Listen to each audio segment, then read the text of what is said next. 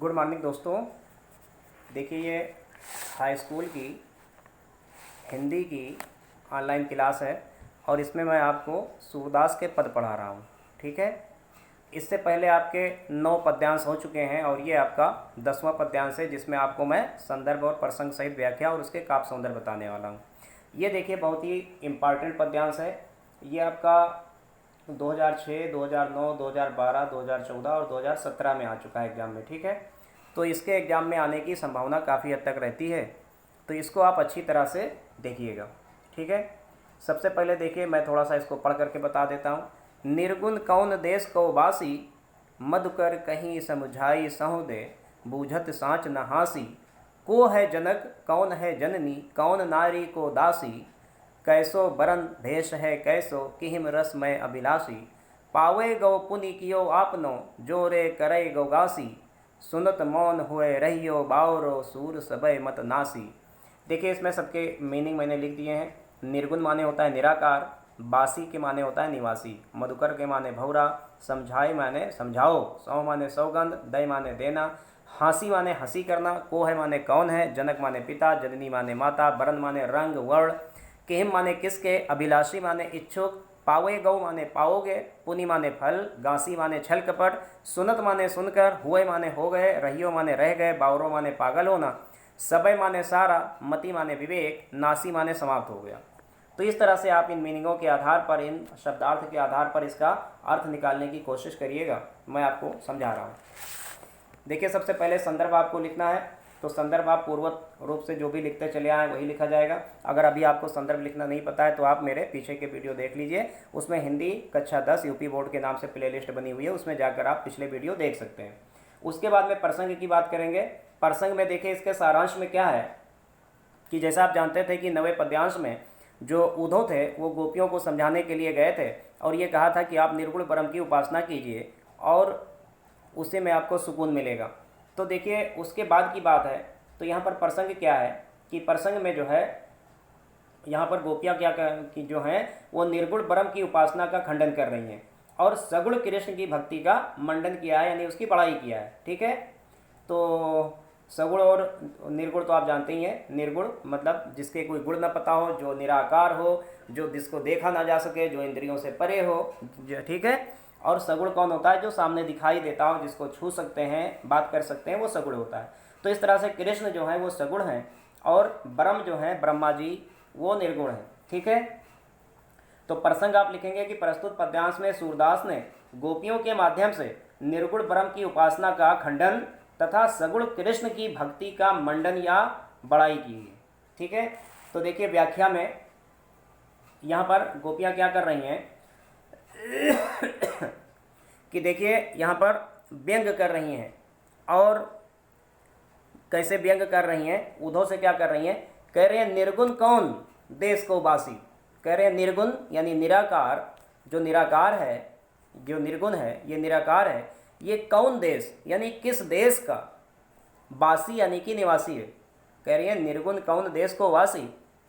क्या कह रही हैं कि गोपियाँ उद्धव को संबोधित करते हुए कहती हैं कि हे उद्धव, ये जो निर्गुण ब्रह्म है ये किस देश के निवासी हैं।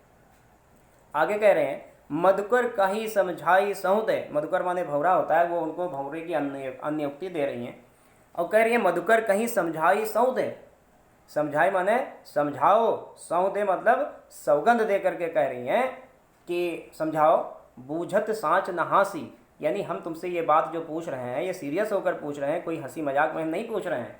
तो क्या कह रही हैं कि मधुकर कहीं समझाई सहुदय, बूझत साँच न हासी। तो गोपियाँ कह रही हैं कि हम तुमको शपथ दिलाकर सत्य पूछ रहे हैं, कोई हंसी मजाक नहीं कर रहे हैं। आगे को है जनक, जनक माने पिता, तो कह रहे हैं को है जनक यानी कौन है पिता, और कौन है जननी, जननी माने माता, कौन इनकी माता है, और कौन नारी इनकी पत्नी कौन है, को दासी और इनकी दासी कौन है। तो को है जनक, कौन है जननी, कौन नारी को दासी। कह रही हैं तुम ये बताओ कि इस निर्गुण के पिता कौन है, इनकी माता कौन है, इनकी पत्नी कौन है और कौन इनकी दासी हैं। फिर आगे कह रही हैं कैसो बरन, बरन के माने होता है वर्ण यानी रंग रूप वर्ण, भेष है कैसो यानी इनका रंग रूप कैसा है, इनकी वेशभूषा कैसी है, कि हिम रस मैं अभिलाषी, और ये इनको कौन सा रस इनको पसंद है, यानी कि किस रस के ये इच्छुक हैं, कौन से रस को ये अपना समझते हैं। तो कहते हैं कि कैसो बरन भेष है कैसो कि हिम रस मैं अभिलाषी। तो कह रही हैं कि उनका रंग रूप कैसा है, उनकी वेशभूषा कैसी है, उसे किस रस से अधिक लगाव है। आगे पावे गो पुनि कियो आपनो, पुनि माने फल होता है, पावे गो माने पाओगे, कियो आपनो यानी कि खुद अपने किए का फल आप खुद ही भुगतोगे या खुद ही पाओगे। जो रे करे गो गांसी, गांसी माने छलकपट, यानी तुम सही सही हमको कोई बात बताओ, और अगर कोई छलकपट करके कोई जवाब दोगे, कोई छलकपट करोगे तो अपने किए का फल खुद ही भुगतोगे। तो हम कैसे कहेंगे कि पावे गो पुनि कियो आपनो, जो रे करे गो गांसी। तो कह रही हैं कि गोपियां उद्धव को चेतावनी देते हुए, वार्निंग देते हुए कहती हैं कि हमें सभी बातों का ठीक ठाक उत्तर देना, अगर तुम हमारे साथ छलकपट करोगे तो उसका फल तुम स्वयं ही भुगतोगे। आगे सुनत मौन यानी उद्धव सुन करके मौन हो गए, हुए रहियो यानी हो गए, रह गए, बावरो यानी जैसे कोई पागल हो जाता है बातें सुन करके, उस तरह से मौन हो गए। सूर सबय मत नासी, और उनका सब मत माने विवेक, सोचने समझने की शक्ति, नासी माने समाप्त हो गई। तो आगे क्या कहते हैं कि सुनत मौन हुए रहियो बावरो सूर सबय मत नासी। सूरदास जी कहते हैं कि गोपियां इतने व्यंगात्मक तर्क सुनकर उद्धव चुपचाप मौन हो गए, ठगे से रह गए, और उनकी सारी सोचने समझने की शक्ति, उनका सारा विवेक समाप्त हो गया। गोपियों ने अपने वाक चातुर्य से यानी अपनी चालाकी से, चालाकी वाली बातों से ज्ञानी उद्धव को हरा दिया, अर्थात उद्धव का सारा ज्ञान अनपढ़ गोपियों के सामने नष्ट हो गया, समाप्त हो गया। एक बार मैं इसको दोहरा देता हूँ फिर से कि निर्गुण कौन देश को बासी। देखिए सबसे पहले संदर्भ जो है वो पूर्वत रहेगा, प्रसंग जो रहेगा वो प्रस्तुत पद्यांश में सूरदास ने गोपियों के माध्यम से निर्गुण ब्रह्म की उपासना का खंडन तथा सगुण कृष्ण की भक्ति का मंडन किया है। व्याख्या लिखेंगे कि निर्गुण कौन देश को बासी।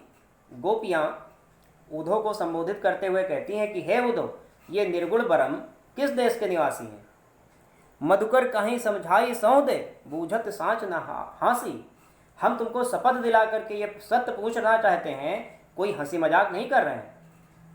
को है जनक, कौन है जननी, कौन नारी को दासी।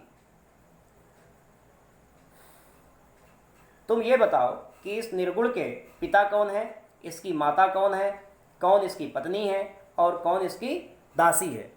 कैसो बरन भेष है कैसो कि हिम रस मैं अभिलाषी। उसका रंग रूप कैसा है, उसकी वेशभूषा कैसी है, उसे किस रस से अधिक लगाव है। पावे गो पुनि कियो आपनो, जो रे करे गो गांसी। गोपियाँ उद्धव को वार्निंग देते हुए कहती हैं कि हमें सभी बातों का ठीक ठीक उत्तर देना, यदि तुम हमारे साथ छल कपट करोगे तो उसका फल तुम खुद ही भुगतोगे। सुनत मौन हुए रहियो बावरो सूर सबय मत नासी। सूरदास जी कहते हैं कि गोपियों के इतने व्यंगपूर्ण तर्क सुनकर उद्धव चुपचाप ठगे से रह गए और उनका सारा विवेक, सारी सोचने समझने की शक्ति समाप्त हो गई। गोपियों ने अपने वाक चातुर्य से ज्ञानी उद्धव को हरा दिया, परास्त कर दिया, अर्थात उद्धव का सारा ज्ञान अनपढ़ गोपियों के सामने नष्ट हो गया। चलिए अब आगे चलते हैं,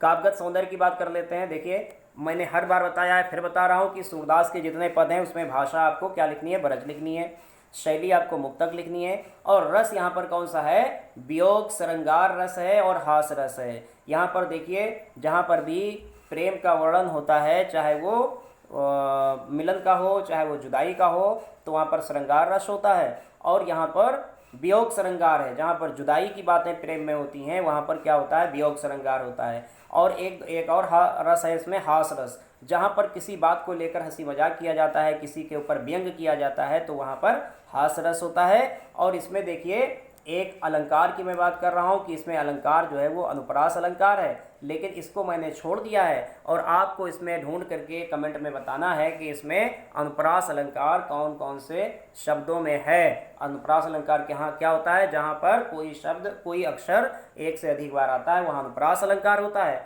तो आपको यहाँ ढूंढ करके बताना है कि अनुप्रास अलंकार किस में है। तो आप लोग लिख करके कमेंट में आप हमको बताइए कि अनुप्रास अलंकार किस में है। अगर आप नहीं समझ पाएंगे तो आप हमसे पूछिएगा, हम आपको बताएंगे।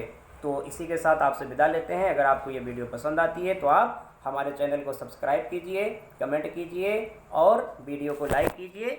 और इसके बाद मिलते हैं अगले वीडियो में। Good bye.